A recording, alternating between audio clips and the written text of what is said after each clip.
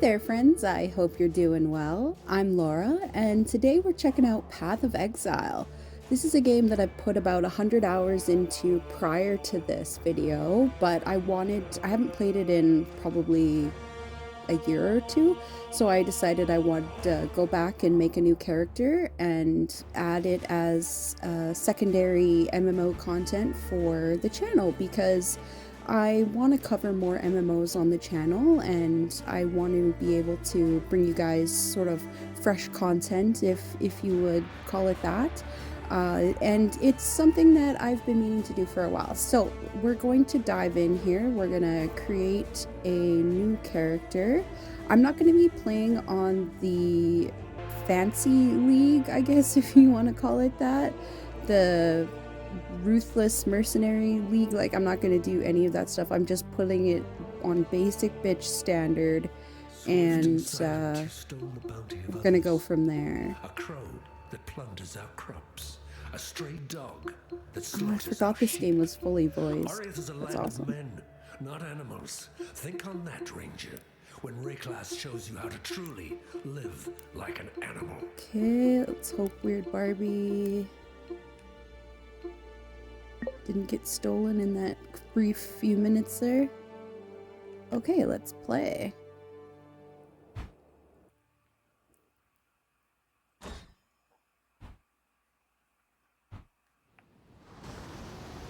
So, as far as I know, I don't think that the character classes actually impact anything, although I could be wrong. Let me just take a look at my stats. Oops, that's not it. No. Character.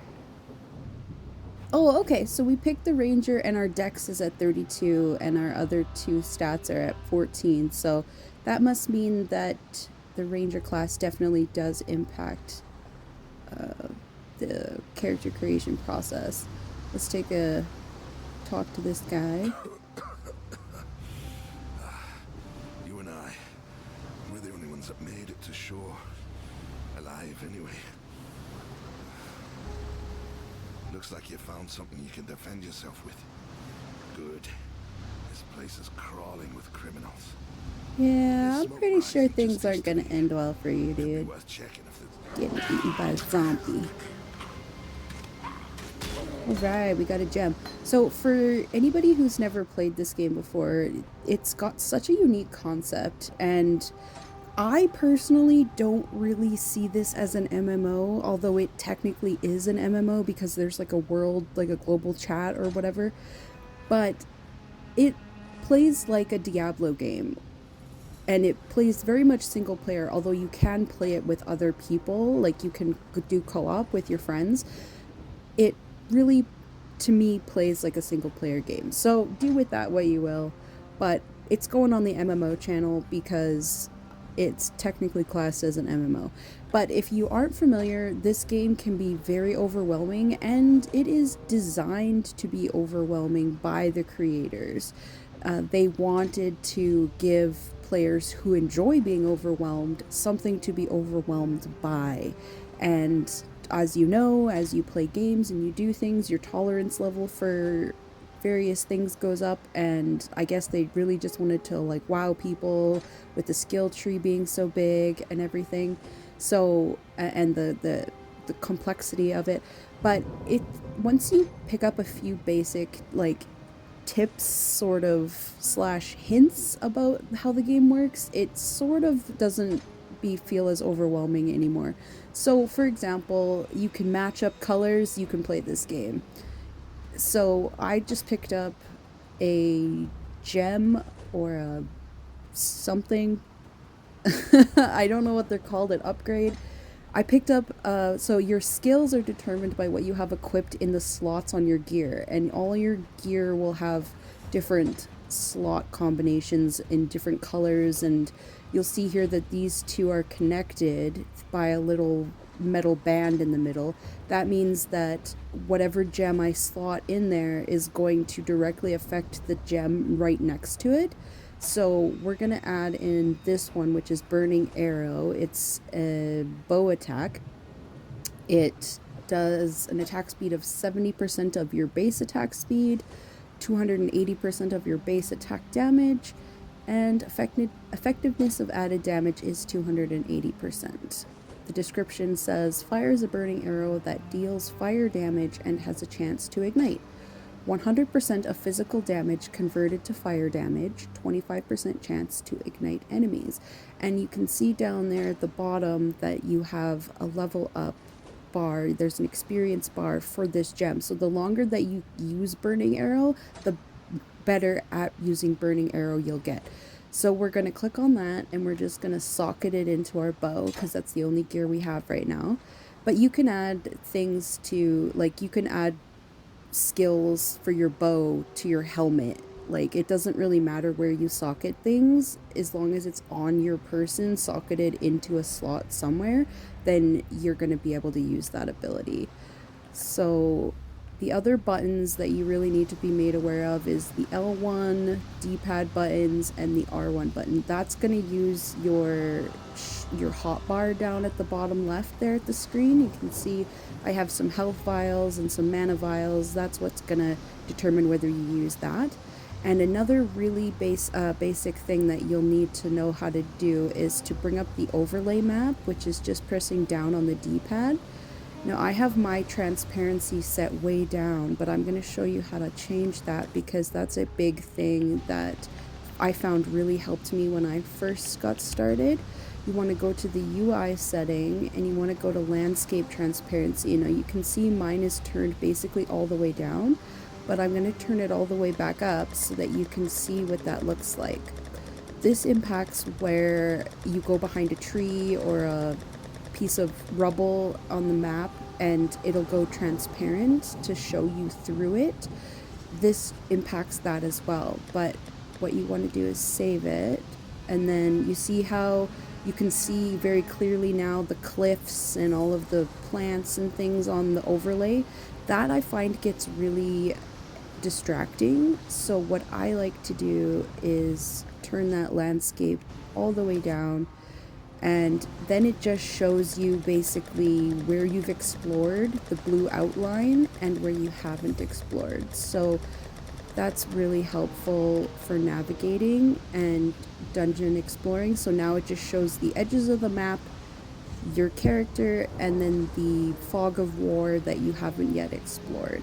When exploring a map, the thing that I like to do is just pick an edge and stick to it, and then circle my way around until I get back to where I started, and or encounter another directional change that I have to make a choice of whether I go down that path or not. See, like here I could have gone left there, but because I started following the coast, I'm just going to keep following the coast, unveiling the map as I go until such time as I run out of coast and have to pick something else to follow. But generally speaking, I go in a counterclockwise fashion around the map. I don't know why that is, it's just what I do, and then I explore the middle of the map like dead last. You are free to do this as you wish. You don't have to explore it the way that I do. I just find that rather than running all over the place willy-nilly, you can sort of have a sort of sense of decorum, I guess, if you will, or you can have a sense of order. So see there, I couldn't go because there's a barrier preventing me from going past here. So what I'm going to do now is switch to following this wall and just following this around. And there's going to be a little bit in the middle that's not revealed, but that's okay, we'll get that later. Press L1 to use a life flask. Okay. The tutorial had me soft locked there. I couldn't use any of my controls. So I'm gonna kill these sand spitters. And we picked up a gem. So I'm gonna go to my inventory and I'm gonna socket that gem.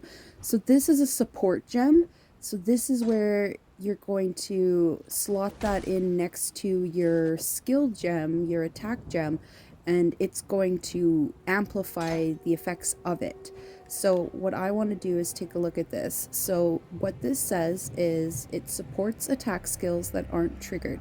Gain 1 momentum when you use a supported skill. Gain 1 momentum every 0.7 seconds while channeling a supported skill. Lose all momentum if you move. Supported skills have 15% increased attack speed per momentum. When you reach 3 momentum, lose all momentum and gain swiftness for 1.5 seconds. Swiftness grants 15% increased movement speed per momentum lost. So this is a thing that's going to ultimately end in increased attack speed, and then when it maxes out stacks of at 3, it's going to give us a boost of speed. So that just means we need to stand still in order to have that effect take place. So if I just stand here like this, you can see that my gems are working and my attack speed is slowly increasing, but if I move, I lose those stacks. It disappears. So that's how that kind of works. And it works that way for lots of different gem colors. There are support gems of there's blue support gems that you can get that you can use on different things. The customization and the theory crafting that is potentially inherent in this game is truly mind-boggling. The amount of different characters and combat styles that you can create through the massive skill tree, which I haven't shown you yet. But if you go here, I can't even look at this skill tree. This is where we are starting over here with the ranger, and look at this massive skill tree.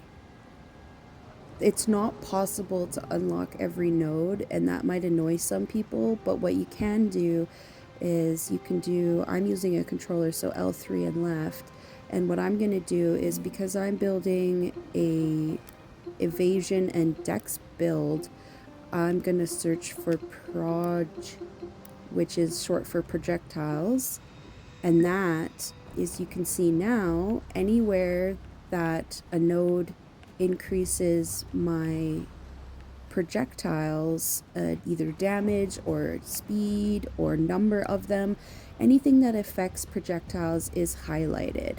And that's going to really help you when you're navigating through this. Although there are tools online that you can access that will give you a basically infinite number of points, or the maximum number of points that you can reach. I can't remember how many it is. It's something like 140 or somewhere in there, 120, 140. And you get a point every time you level up. And you can access these tools, and then you can pre-build your character and then just follow that build, which I did for my first character, which worked out okay. But that character, I only got to level 47 on that character, so I didn't get very far, and I decided that rather than pick up where I left off, I would just start fresh. I don't have any skill points to spend, but when I do want to spend them, I'm going to be following and trying to get these glowing, flashing orbs as often as I can. So before we do that, let's do whatever this area requires us to do in order to progress. I think there's a boss that I have to fight at some point. And the cool thing about this game is these maps are procedural generation. That means that it uses tile pieces and uses, so say, it needs to generate a coastal region or a coastal map for you to play. The Twilight Strand is always the Twilight Strand, but each time you come here, it'll be slightly different, where things are, there'll always be a little town of zombies, but what it looks like and where it is on the map is gonna look different. And that's really cool, especially for grinding, because if this game can have a lot of grinding that you need to do in it to get gear and gems and skill gems and all kinds of gems, the grinding can get kind of stale in games, especially Diablo, where the map is the same every time you go there. So this keeps things nice and fresh because every time you go, it's a little bit different. There are some areas in the game that are always the same, that are pre-constructed, but for the most part, it's using a tile set that is predetermined, and then from within that tile set, the game puts together a custom map for your session.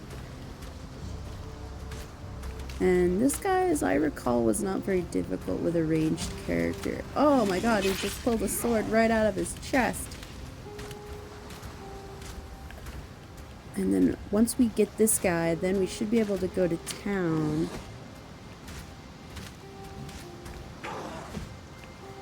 Okay, that's not good. I don't want him to come and hit me. He's moving a little bit faster, but I'm moving faster than he is. And if you were wondering where the auto attack feature is for this game, there isn't one. However, you can just press and hold whichever button you're trying to auto cast, like whatever ability you want to auto cast. Just hold down that button and you'll continuously shoot towards your target. So it's kind of like auto attack, but it's like auto attack but manual. You gotta actually trigger it for it to work, which I don't mind personally. I like auto attack in a lot of the games that I play, but I don't mind it in this game having to hold down in order to do that, because it makes me feel engaged with the character and with the content. So I really don't mind it. Whether or not you mind it, that's kind of up to you, but I haven't heard too many negative things about that in this game. Now, I have to use my skill point, so we're gonna take plus 30 to accuracy rating, 16% increased projectile damage. And we're just gonna press square to apply the changes. And there we go. And now we should be able to access the town. I do have the tutorial activated for this. As you can see, I'm getting some pop-ups and things, but you do have the option to disable that as well in the settings. Alan of Theopolis, you have transgressed against your God. And I don't care about the story. I know that, like, technically, you know, maybe we should care about the story, but I really don't. I'm really just here to grind and kill zombie things and stuff. Oh, now it's doing that thing where if you trigger a voice dialogue, it's gonna overlay both dialogues that you open over top of each other until one of them finishes, and that is really stupid. Yes, thank you, Nessa. I would like to sell you junk items, thank you. So see here, this bow is the same as this bow, but you'll notice that it has 3 gem slots on it. However, those gem slots are not connected. This bow is better than this bow because this bow doesn't have any connected gem slots that we can keep our current setup of support gem and skill gem. That little combo right there, that's super beneficial, and you want to try and do that as much as possible. You want your gem slots to link together so that you can, theoretically, if this was all linked together, you could put a support gem in the green corner slot and then have your 2 adjacent slots both get impacted by that support gem. So you can really start to see how crazy this game can get in terms of gear and customization and stuff like that, which is totally awesome. And oh, did I not sell stuff to her? Oh no, I did. Okay. So there's no actual gold in this game, but there is gold in Path of Exile 2, but in this game there is no actual gold. But what you do have is these various different currencies. So when you sell things to different people, I want to move this over here. Let's pick up. Yes. The controller layout for this, like a lot of people play this keyboard and mouse, but I find that it has way too many hotkeys to remember and it gets really confusing, but I like the simplicity of the controller and it controls very well. If you're worried about playing this game and being behind, like playing with a controller, don't be, because it's just as intuitive and easy to use as a keyboard and mouse. And with the exception of being a ranged character and having the game just sort of auto direct you where you're aiming, it doesn't really differ from a mouse and keyboard. The only real difference is if you do plan to chat with the keyboard and you do have a keyboard, like I'm playing on the Steam Deck right now and I have a Bluetooth mouse and keyboard hooked up. So if I need to, I can swap over to mouse and keyboard and I can type something really fast to someone who's trying to chat to me in town. That's the whole being in town and people talking to you thing.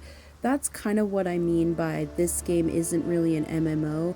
It feels more like an online RPG because, as you can see, there's nobody in town right now, but there will be people sometimes and they can talk to you and their dialogue will appear on the screen and you can see them. But outside of that, your instance is your instance. When I leave here and I go somewhere else, it's going to be just my instance, and only people that I've invited to that instance to play with me are going to show up there. You're never going to run into a random other player out in the world because everybody's world outside of the town hubs is different.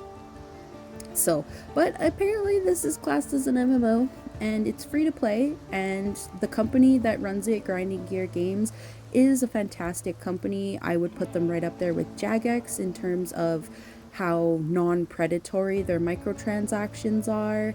And now I'm talking Jagex running old school RuneScape, not Jagex running Treasure Hunter and all of that squeal of fortune in RuneScape 3, because that RuneScape 3 is microtransaction to hell and back.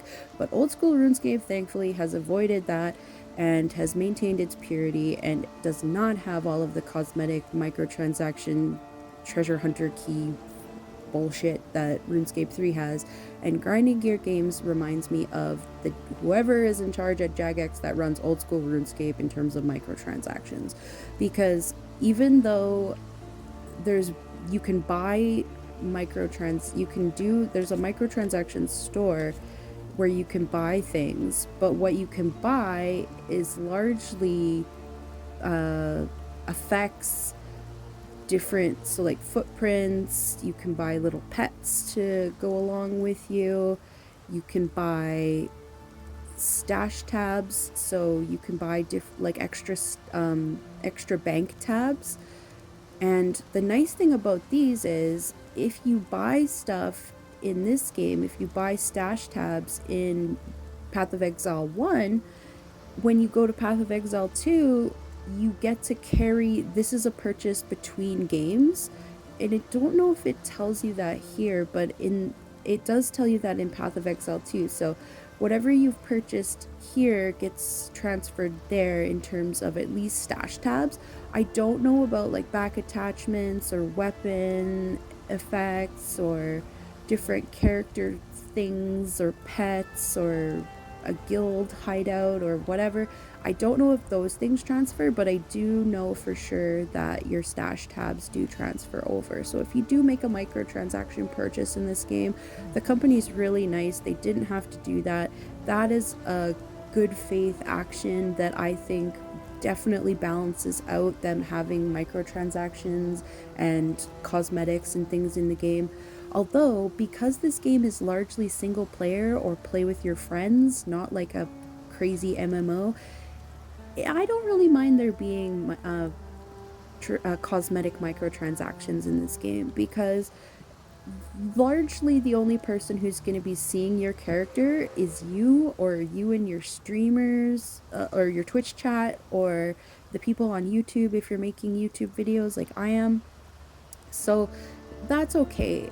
It's your gear doesn't represent you in the same way as it does in old school RuneScape, because this is a very different game. It's a dungeon crawler. It's not meant to be something that it's not, and I think that it's totally okay. Do I have issues with microtransactions and cosmetic items in games like RuneScape 3? Yes, absolutely, because they absolutely ruin what RuneScape is trying to be and what it started out as, which is what old school RuneScape has thankfully preserved. If you want the original RuneScape experience, play old school RuneScape. Do not play RuneScape 3. It is terrible trash garbage, and even though your subscription comes with a free RuneScape 3 character slot when you buy OSRS, a membership, don't use it because it sucks. It's terrible. All it is just people standing around at the bank using training dummies and boosting their XP, and none of the items matter. And anyway, this is not an old school RuneScape video, but I can't help but bring it up and in comparison, because this game is so different from that. And I wanted to just get my 2 cents in there that RuneScape 3 sucks donkey balls and you should not play it. Let's talk to Bestel. A ravishing ranger, relegated to... There's an island, a hop, skip and a wade offshore. Yes, we need to find the medicine chest.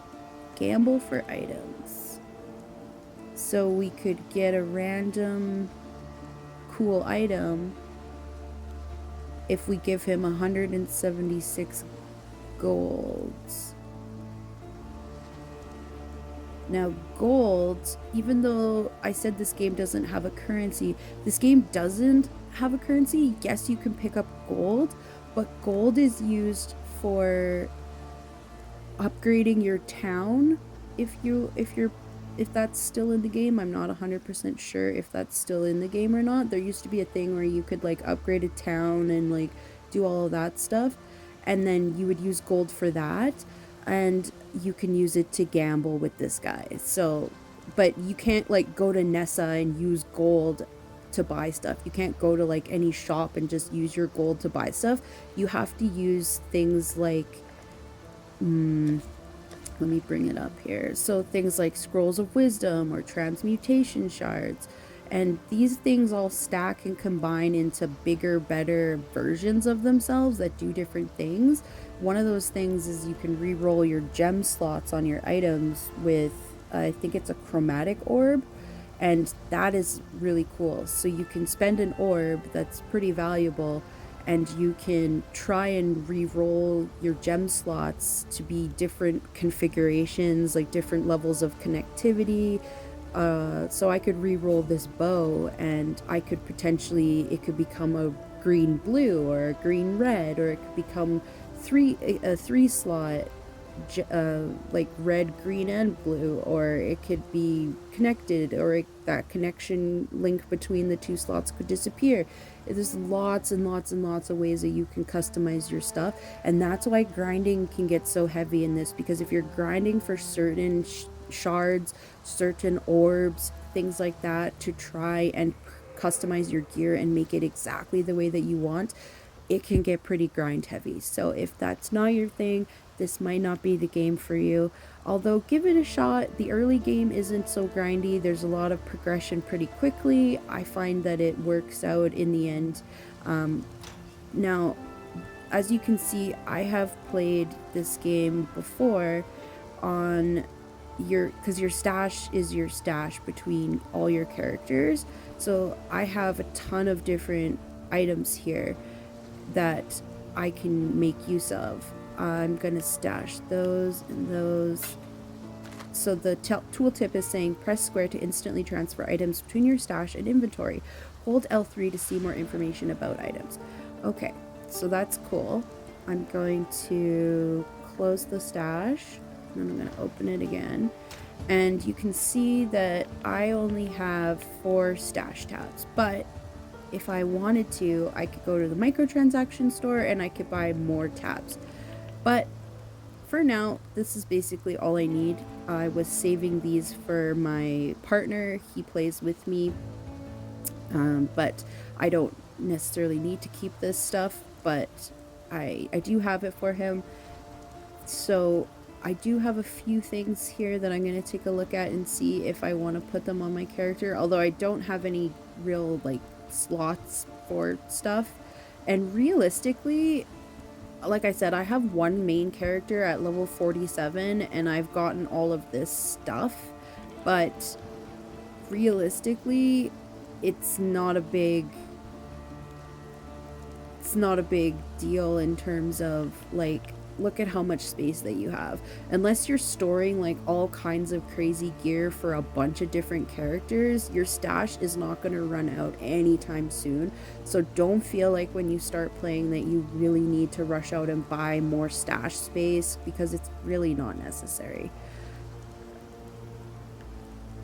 Okay, he's gonna give us, for killing Hillock, he's gonna give us an option to choose one of these.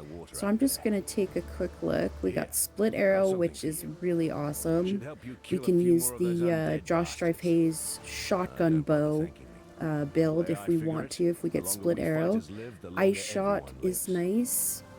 It chills enemies, dealing more damage. Frost blades attack enemy with increased range, releasing icy blades from the first enemy hit, which fly at other enemies. Requires a melee weapon. Fire a trio of electrical arrows that quickly dissipate, vanishing shortly after being loosed. The arrows are fired with such force that they create a burst of lightning, damaging enemies in a cone in front of you. Fires an arrow which deals chaos damage in an area on impact and spreads caustic ground. Enemies standing on the caustic ground take chaos damage over time.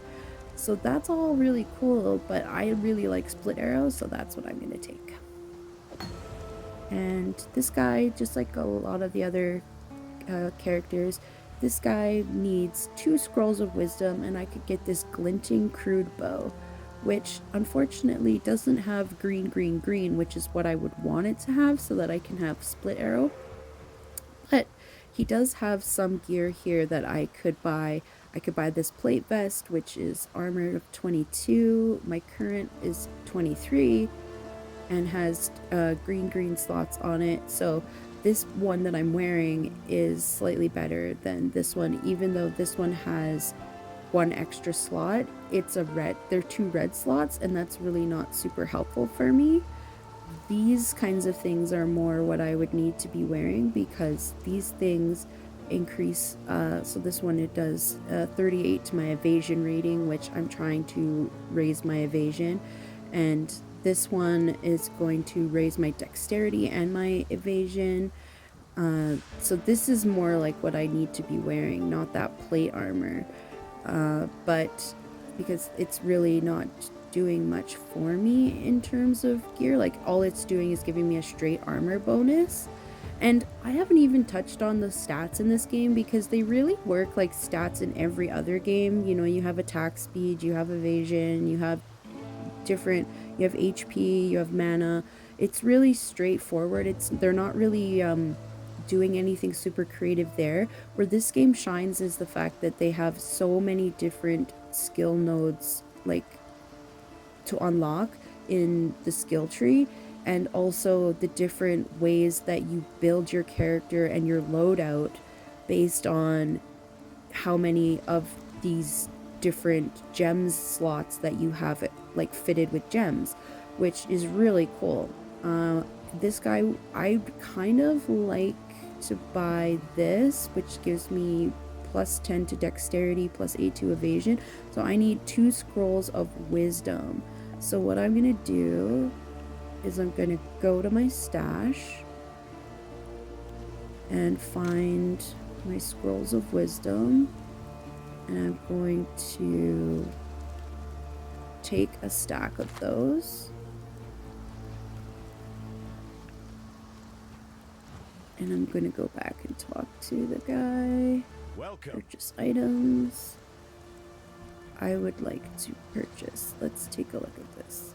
Oh, actually, this shabby jerkin of the mongoose does plus 12 to dexterity and an evasion of 31, where this one does an evasion rating of 48, but it only gives me plus 10 to dex and plus 8 to my evasion rating.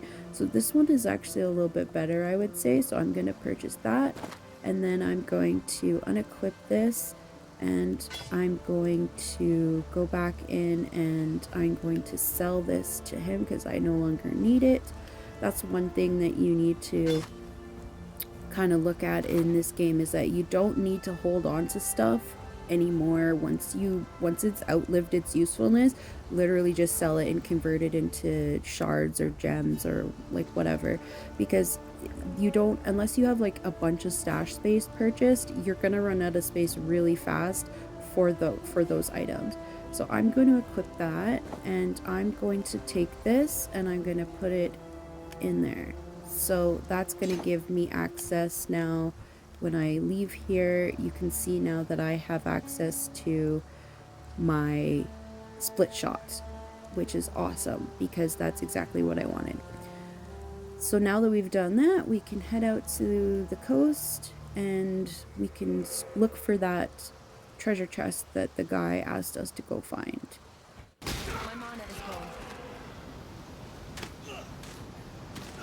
I wish that it was a little bit better at auto-targeting, but it's not that bad. It's just bad if you're trying to run and then turn around and attack dudes. That can get a little bit hairy.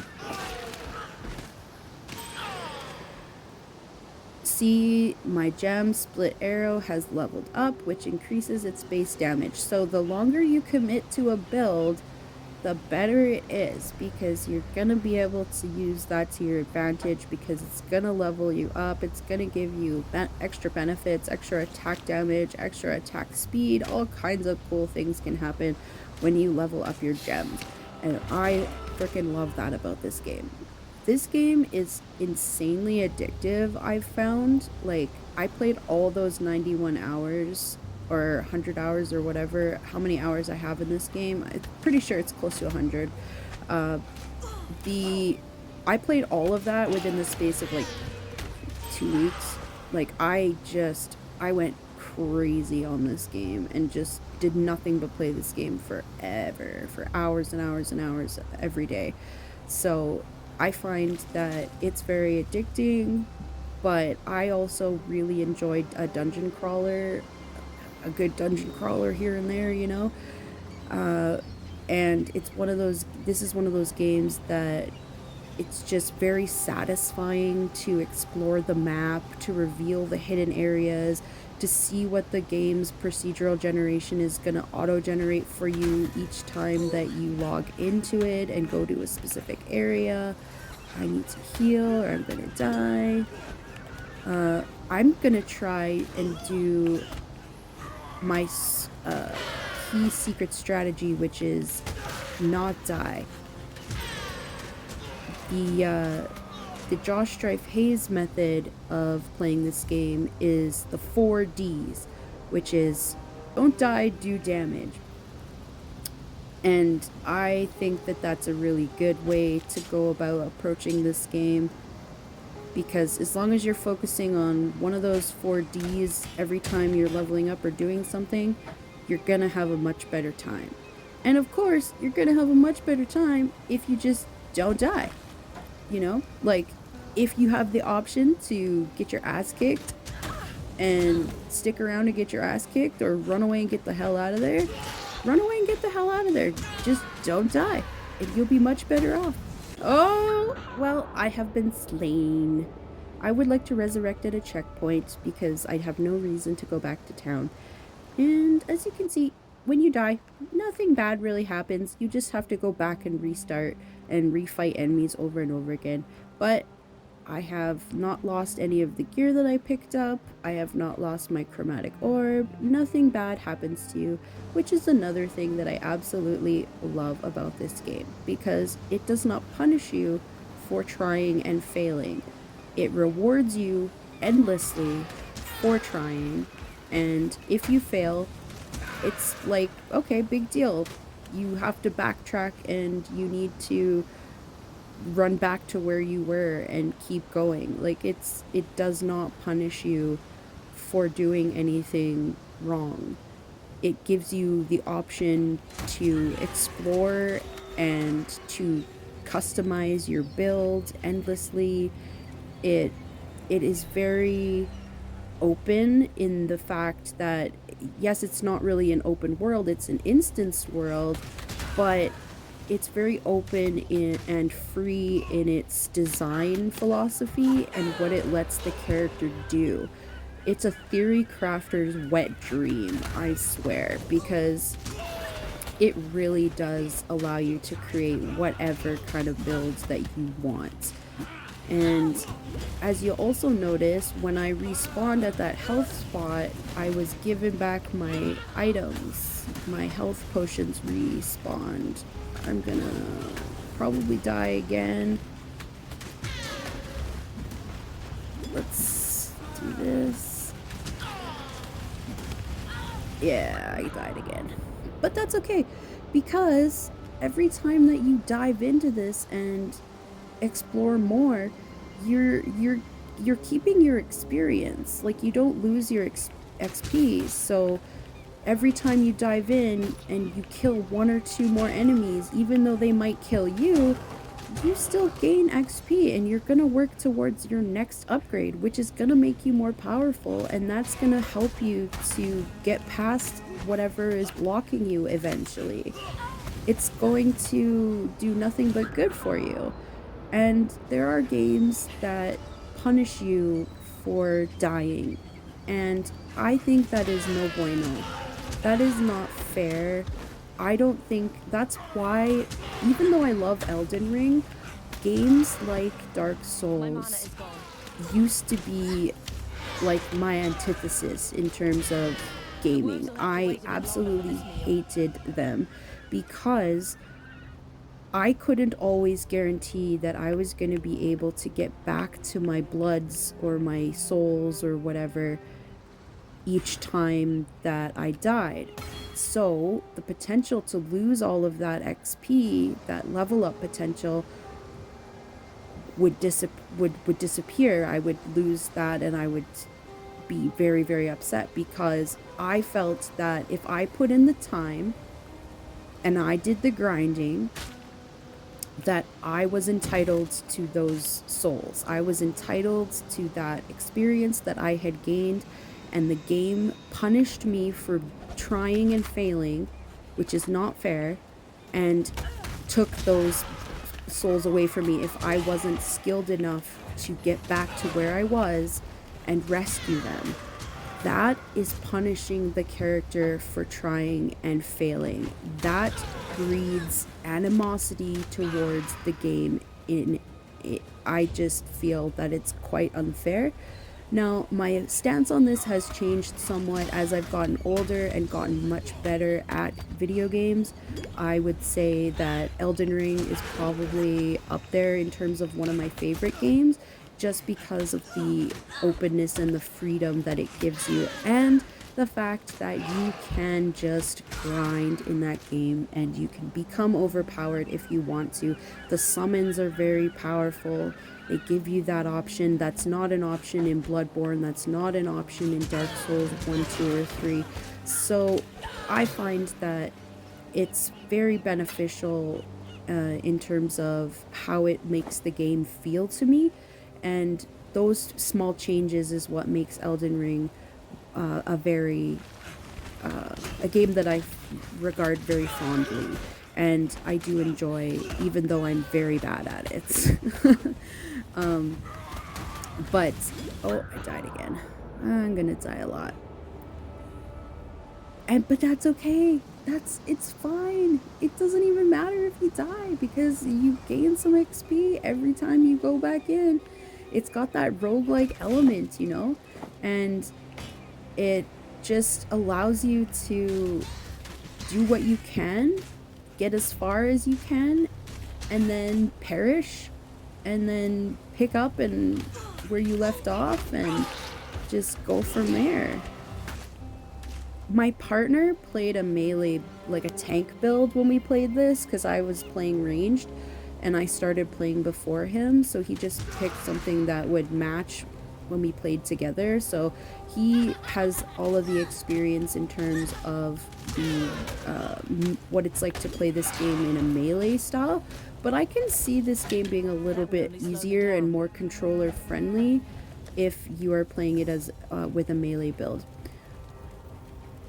And the reason for that is melee builds don't necessarily, oh, excuse me, yawn and stretch time. It's fairly early in the morning. It's like 7 o'clock. Melee builds don't have that same thing where you can't, like, you can run in and you can tank some damage. When you play a dex build, it really limits like the amount of damage you can take, and that sucks. And you have to stay away, you have to get your evasion up, like you really have to be careful when you go in to engage with enemies that you don't pull too many, and it's just an extra layer that you have to worry about when you're playing. And I think that that's worth it because I like doing ranged builds. I'm always a ranged character, almost always. I'm never usually a magic user. I'm never usually a tank, although sometimes I have like two game modes that I play. I either play like stealth archer or big dude with a bigger hammer, and then I just smack all my problems until they're squished into jelly. And those are my two game modes. I very rarely play a magic user, don't really care about magic, don't really like fiddling with spells, don't like worrying about mana. I like having endless... I mean, I do have to worry about mana technically with this build. I know that because I do have mana that I use to cast certain arrow attacks. But for the most part, if I want to, I can just spam this basic attack button and I never run out of arrows, and to me that is excellent. Canoe struck this sand with the force of destiny. I'm gonna just... At his back, the greatest... Shush. No, I don't want to hear you. Okay. You can push the select button or the option button on your controller to shut the dialogue up. I'm looking for... Let me see here. I'm gonna go to worlds. You have solved all the trials of the sun. I am now doing Mercy Mission. Bestel has informed you that his ship beached on the tidal island contained a medicine chest. Find it and take it back to Nessa in town. So I am looking for a connecting area that will take me to the area where I can do that. So I'm guessing it's this way because I haven't explored this way yet. I do think that playing a ranged character would be easier in keyboard and mouse mode, just because being able to click on the guy that you want to attack rather than having the game decide sort of what you're attacking would be a little bit more beneficial. But I'm not really wanting to, like, the way that I'm playing the game right now, the setup, I'm kind of just laying in bed, just chilling. My TV's at like the foot of my bed on my dresser. It's pretty nice, and keyboard and mouse with this setup would just be kind of annoying. So, and also I play keyboard and mouse when I play OSRS, so since I'm playing this game to take a break from OSRS in my one chunk series, which I've been grinding hard on getting footage for, I'm in my second chunk now. I'm just about finished my second chunk, and those first two chunks will be in the first video, so you guys will get to see lots of progress and of me helping Guthix balance the world again with each chunk that I conquer. So I'm working hard on that, but it does get a little bit draining when, especially like right now, I'm working on getting my crafting to 27, and in order to do that, the only method that I have available to me is to shear sheep and spin them the wool into balls of wool. And that is really, really slow in terms of gathering XP because it only gives like 2 or 3 XP per ball of wool. I think I'm at level like 20 and I have to get to level 27 to cut a green emerald, and then I can roll my next selection of chunks and choose which one I want to unlock. And oh, perfect, that's what I was looking for. And yeah, so this game I'm choosing to play with a controller because I am giving my wrist a break and my brain a break from using hotkeys necessarily, when I'm playing old school RuneScape. So that is why I'm not making this a little bit easier on myself and playing this with a keyboard and a mouse, even though I technically think it would probably be easier because then you could just click on whatever guy you want to attack and you don't have to wait for the game to choose it for you, which I've already said. But as you guys know, I have ADHD out the ass, so I tend to repeat myself, and y'all are just gonna have to learn to deal with it. Or find another channel to watch. You do you, man, I can't stop you. But, while we're on the topic of channels and subject matter and all of that, I mean, I've been rambling now for almost an hour. If you're still here watching me play this, why don't you consider leaving a sub? Or a like?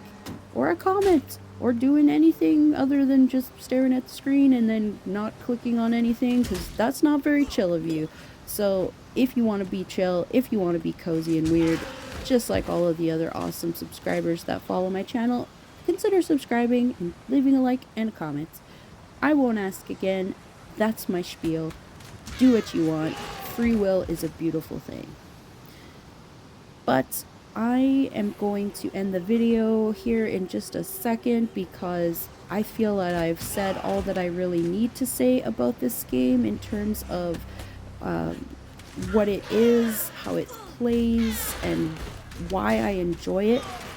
And if you guys would like me to play more of this game in the future, please let me know in the comments down below. I would be happy to play this game for you in the future and talk more to you about random shit and why I like this game so much and all of that fun stuff. So, as always, guys, remember, stay weird, stay cozy, and keep leveling. And I'll see you in the next one.